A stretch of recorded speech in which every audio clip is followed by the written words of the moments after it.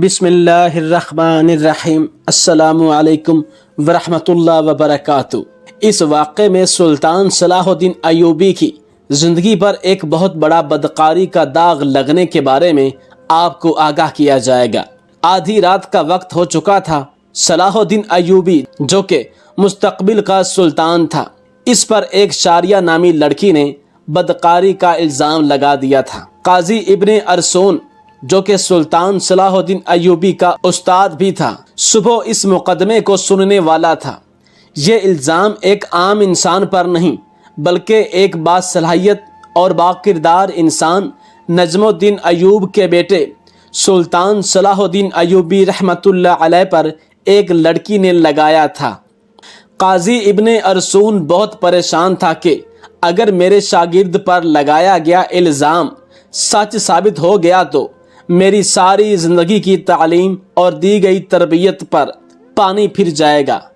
قاضی نے وضو کیا اور جائے نماز پر اللہ کے حضور سجدے میں گر گیا اور دعا کرنے لگا، اے میرے مالک، تیرے باکردار اور نیک بندے پر مشکل وقت آ پڑا ہے، تو اس کی اپنی غیبی مدد فرما اور اس کی عزت کی حفاظت فرما۔ بے شک تو ہی عزت دینے والا ہے اور تو ہی ذلت دینے والا ہے۔ میرا دل نہیں مانتا کہ سلطان صلاح الدین ایوبی رحمۃ اللہ علیہ کسی کی طرف بری نظر بھی اٹھا کر دیکھیں، لیکن دوسری طرف شاریہ نامی لڑکی پورے وثوق سے سلطان صلاح الدین ایوبی رحمۃ اللہ علیہ پر اتنا بڑا الزام لگا رہی ہے۔ محترم ناظرین، یہ واقعہ کچھ اس طرح ہے کہ جب سلطان نور الدین زنگی اپنی سلطنت پر قائم و دائم تھے تو سلطان صلاح الدین ایوبی پر ایک شاریہ نامی لڑکی نے الزام لگایا کہ صلاح الدین ایوبی نے اس سے اکیلے پا کر اس کے ساتھ زبردستی کرنے کی کوشش کی۔ تمام لوگ حیران تھے کہ سلطان اس طرح کا کام کر سکتا ہے کیا؟ کسی کو یقین نہیں آتا تھا۔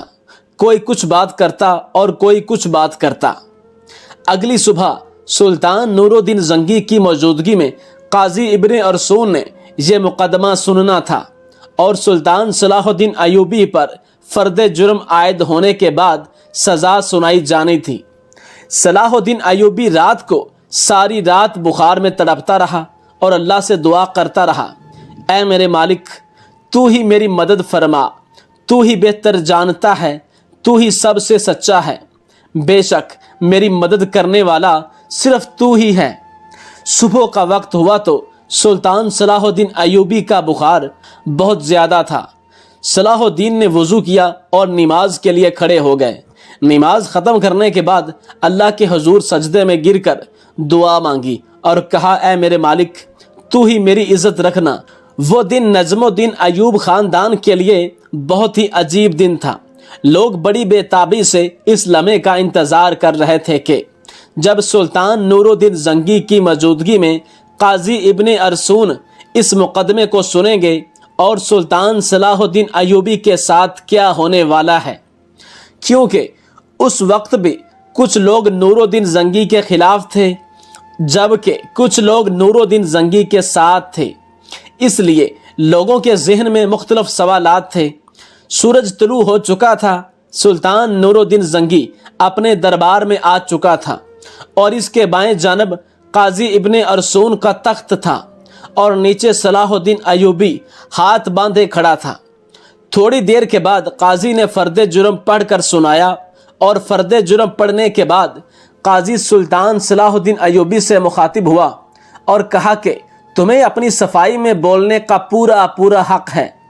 قاضی کی بات ختم ہوتے ہی سلطان صلاح الدین ایوبی رحمۃ اللہ علیہ نے قاضی سے مخاطب ہوتے ہوئے کہا، قاضی صاحب، جس لڑکی کو میں نے دیکھا تک نہیں، اس کے ساتھ کچھ برا کرنے کے بارے میں سوچ بھی کیسے سکتا ہوں؟ یہ سنتے ہی قاضی صاحب نے حکم دیا کہ شاریہ نامی لڑکی کو حاضر کیا جائے۔ جب وہ لڑکی دربار میں حاضر ہوئی تو لوگوں کی حیرت کی انتہا نہ رہی، کیونکہ اس لڑکی کا سارا جسم ڈھانپا ہوا تھا اور صرف آنکھیں وہ بھی بڑی مشکل سے دکھائی دے رہی تھیں۔ صلاح الدین سمجھ نہیں پا رہا تھا کہ جس لڑکی کو میں نے دیکھا تک نہیں اور وہ مجھ پر اتنا گھنونا الزام کیوں لگا رہی ہے۔ مجھ سے آخر ایسی کون سی غلطی سرزد ہوئی جو اس لڑکی نے مجھ پر اتنا بڑا الزام لگا دیا؟ قاضی ارسون شاریہ نامی لڑکی سے مخاطب ہوا اور پوچھا، بتاؤ صلاح الدین ایوبی نے تمہارے ساتھ کیا کیا؟ تو اس لڑکی نے کہا کہ میں اپنا بیان پہلے دے چکی ہوں، مزید ایسی باتیں کر کے میں اپنی مزید عزت خوار نہیں کروا سکتی۔ بخار بہت زیادہ ہونے کی وجہ سے صلاح الدین کا چہرہ زرد ہو رہا تھا اور ہاتھ کانپ رہے تھے، زبان پر بھی لرزہ طاری تھا۔ دیکھ کر مجمع کو یوں لگ رہا تھا کہ صلاح الدین ایوبی بے قصور نہیں ہے۔ سلطان نور الدین زنگی بڑے غور سے یہ سارا منظر دیکھ رہا تھا۔ پورے دربار میں سناٹا چھایا ہوا تھا، لوگ بڑے غور سے صلاح الدین ایوبی اور اس لڑکی کی باتوں کو سن رہے تھے۔ سلطان صلاح الدین ایوبی نے اس لڑکی سے کہا کہ کیا تمہیں اپنے رب سے ڈر نہیں لگتا کہ تم ایک بے قصور انسان پر اتنا بڑا الزام لگا رہی ہو؟ لوگ سمجھ رہے تھے کہ سلطان نور الدین زنگی کا بھتیجا ہونے کی وجہ سے صلاح الدین ایوبی اگر مجرم قرار بھی دیا گیا تو سزا سے بچ جائے گا۔ صلاح الدین ایوبی نے قاضی سے کہا کہ جب ہم کسی بھی مسئلے کا حل نہیں نکال پاتے تو ہم پھر اپنے اللہ کی طرف رجوع کرتے ہیں، اور میں بھی اس لڑکی کو کہتا ہوں کہ اگر یہ اللہ کو حاضر ناظر جان کر اللہ کی قسم کھا کر یہ کہہ دے کہ اس کا الزام سچا ہے تو میں وہ بھی گناہ قبول کر لوں گا جو مجھ سے سرزد بھی نہیں ہوا۔ یہ سنتے ہی وہ لڑکی صلاح الدین کو بغور دیکھنے لگی۔ وہ سلطان صلاح الدین کی حالت سمجھ چکی تھی۔ تھوڑی دیر بغور بخوبی دیکھنے کے بعد لڑکی چیخ چیخ کر رونے لگی اور کہا، میں تمام مجمع کے سامنے اللہ کو حاضر ناظر کر کے کہتی ہوں کہ سلطان صلاح الدین بالکل بے قصور ہے، سارا گناہ میرا ہے۔ یہ سن کر سارا مجمع حیران رہ گیا اور اس لڑکی کے چند الفاظ نے مقدمے کو الٹ کر دیا۔ اتنے میں سلطان نور الدین زنگی دہشت سے اپنی کرسی سے اٹھا اور اس لڑکی کو کہا کہ کیا تمہیں پتا ہے کہ الزام تراشی کی تمہیں کتنی بڑی سزا مل سکتی ہے؟ تو اس نے کہا، ہاں مجھے معلوم ہے کہ اس کی مجھے کتنی بڑی سزا ملے گی۔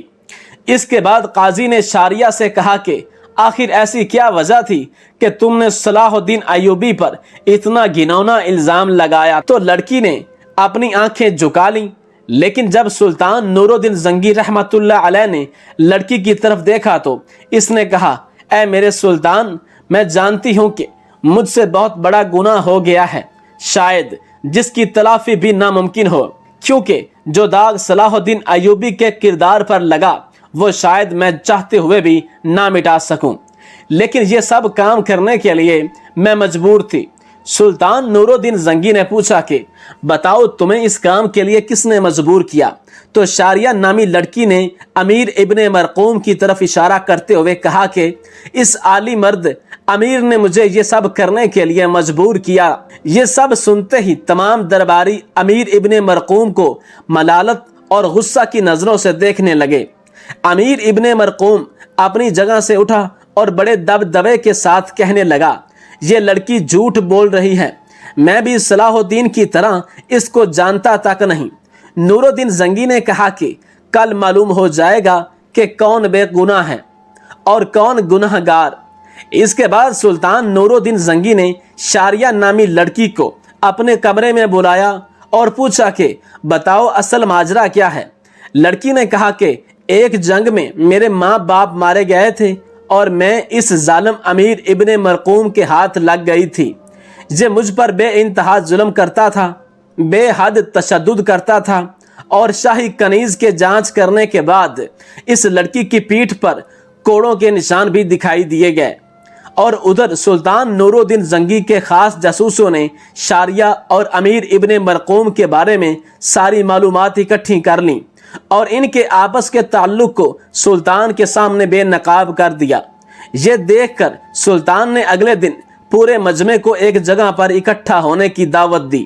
یہ دعوت اس لیے تھی کہ قاضی ابن مرقوم کی سزا لوگوں کے سامنے دکھا سکیں۔ تمام لوگ بڑی بڑی دور سے امیر ابن مرقوم کی حالت دیکھنے کے لیے آئے۔ جب اس کو میدان میں لایا گیا تو سخت زنجیروں میں جکڑا ہوا تھا، لوگ اس کو ملامت کی نظروں سے دیکھ رہے تھے۔ شریعت کے مطابق اسے 70 کوڑے مارے گئے اور اس کے بعد سلطان نور الدین زنگی نے اس کی تمام جائیداد ضبط کر لی، اس سے شاہی عہدہ بھی لے لیا اور اس کی تمام جائیداد سلطان صلاح الدین ایوبی کو دینے کی دعوت کی۔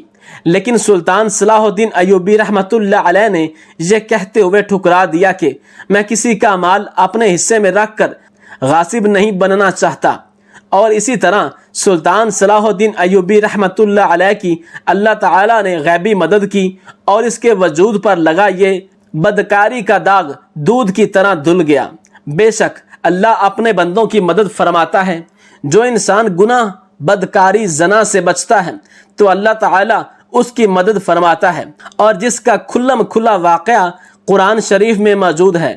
حضرت یوسف علیہ السلام کے حوالے سے جب زلیخا نے حضرت یوسف علیہ السلام پر الزام لگایا، اسے بھڑکایا، اسے گمراہ کرنے کی کوشش کی تو دروازے بند ہونے کے باوجود اللہ کی غیبی مدد آئی اور اللہ نے انہیں سرخرو کیا۔ لیکن یہاں شرط صرف انسان کا اپنے رب پر بھروسہ اور اپنے ایمان پر پختگی ہونی چاہیے، تو اللہ کی غیبی مدد ضرور آتی ہے۔